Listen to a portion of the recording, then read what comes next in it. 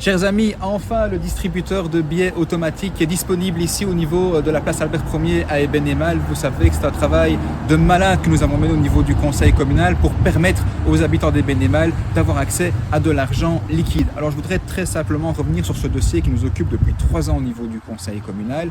Très simplement, en mars 2023, après le départ de Fortis, après le départ de Belfius, on s'était mis d'accord au niveau du conseil communal sur le fait qu'il fallait 2 machines, une à Glon, une à Eben-Emal.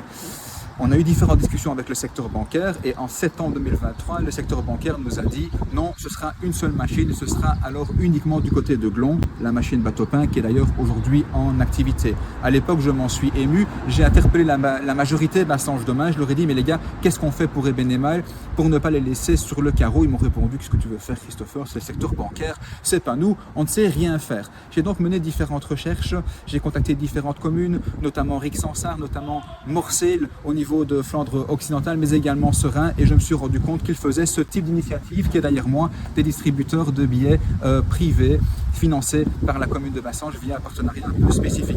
Cette proposition, je l'ai donc déposée au conseil communal début 2024, elle a été acceptée et finalement le cahier spécial des charges a été lancé en juin. Alors vous me direz, il a fallu 2 ans pour qu'elle soit effectivement mise en place.